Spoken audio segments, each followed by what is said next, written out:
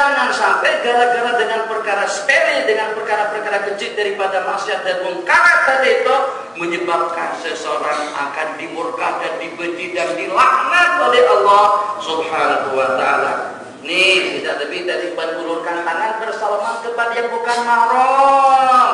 Nabi kita katakan yuktabu li adam nasibuhu minaz zina. Zinanya tangan itu dengan berjabatan atau dengan memegang, menyentuh yang tidak boleh disentuh.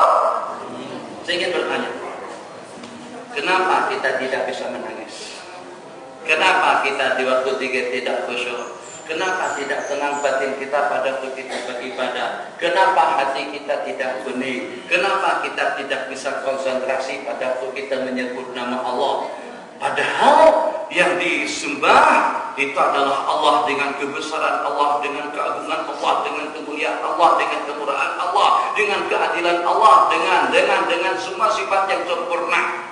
Tapi kenapa tidak kelihatan jalal Allah, kebesaran Allah, keindahan Allah, leluasa Allah? Sebab mata sudah kita gunakan untuk kita memandang yang cantik daripada perkara-perkara haram. Ayo, coba sinetronnya Terlanjur Cinta, Takdir Cinta, Kenapa Cinta, Jangan Cinta, Itulah Cinta. Nonton saja di situ semuanya yang cantik-cantik semuanya. Akhirnya kita tidak melihat kecantikan daripada keagungan Allah.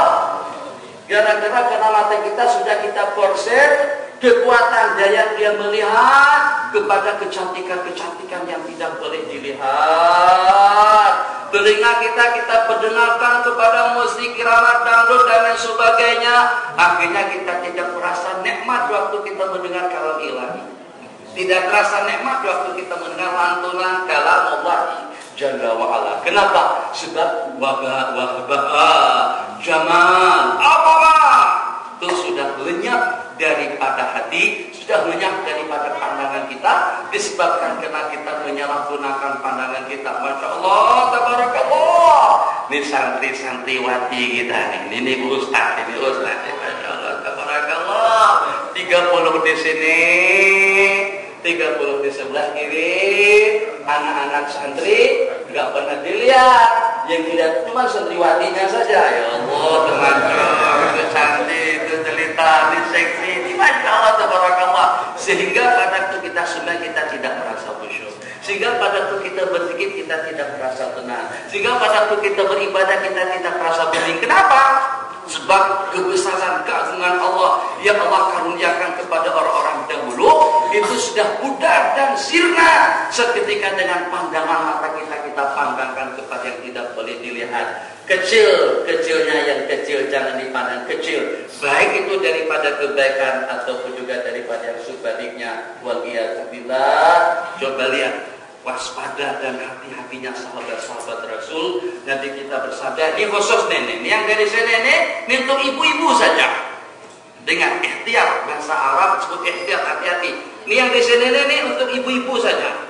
Sampai bukan ini misal saja. Ini pintu Majelis Zikir Al-Ghazali. Apa yang Nabi kita tunjuk?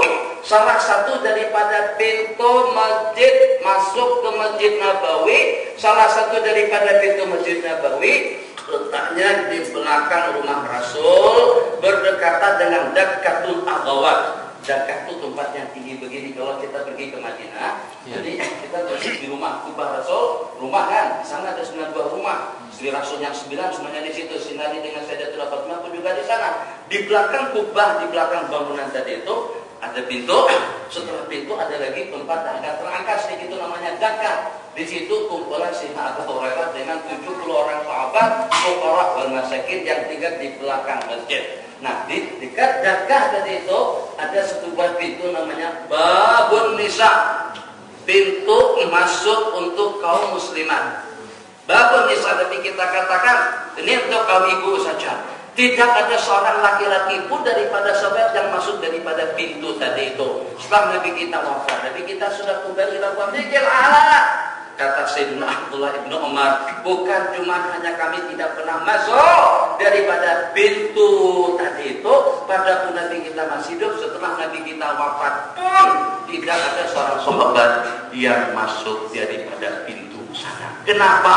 Tujuannya tidak lebih daripada untuk menjaga diri, untuk menjaga hati, supaya jangan sampai kenikmatan dan keindahan dan kenyamanan pada waktu kita berhubungan kepada Allah itu tersita, terambil dengan kenikmatan kita memandang mereka atau yang seumpamanya daripada yang tidak boleh dilihat. Baik dengan kita pada waktu kita beribadah atau pada waktu kita sedang berada di luar ibadah. Masya Allah, tabarakallah. Kemarin pada waktu saya di sana, ini ada sasarannya saya masukkan tadi pada cerita tadi. Itu bagaimana supaya dengan kita bisa mengelakkan diri daripada perkara-perkara syubhat dan juga daripada perkara-perkara yang masih remang-remang dan tidak pasti, supaya ibadah kita, kebeningan hati kita sebening hati para sahabat pada waktu mereka berzikir, sekhusyuk mereka pada waktu mereka beribadah. Ini kenapa tidak kita rasakan? Kita tidak bisa menangis dengan tetesan air mata saja, ternyata sudah sanggup untuk memadamkan api neraka dan membawa kita ke dalam surga.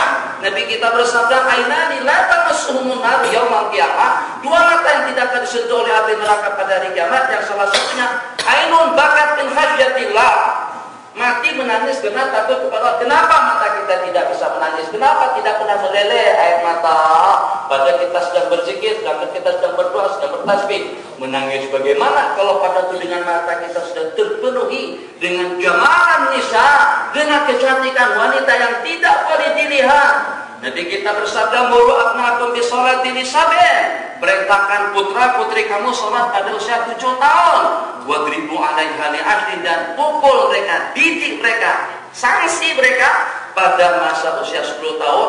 Wa farriqu bainahum bil madaji', dan pisahkan mereka daripada tempat tidur mereka. Ini antara dua beradik, antara dua bersaudara. Bagaimana kalau pada itu tidak ada hubungan mahram? Mohon maaf.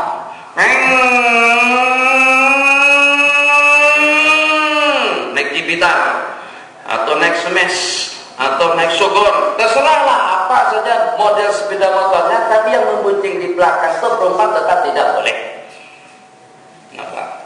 Ini yang tukang ojek ini, mohon maaf, suami bukan, abah, ayah bukan, saudara ibu si bapak bukan, sepupu sepupu berapa? Sepupu 16 kali. Jauh, itu bukan mahram. Yang dua beradik saja Nabi kita tidak benarkan untuk tidur bersama. Maksudnya Nabi kita suruh berpisah daripada tempat tidur mereka pada waktu tidur. Bagaimana kira-kira kalau pada waktu mereka jaga dan tidak ada hubungan mahram antara sesama mereka? Cukup 20 menit, yang ada pertanyaan silakan. Ya, itu.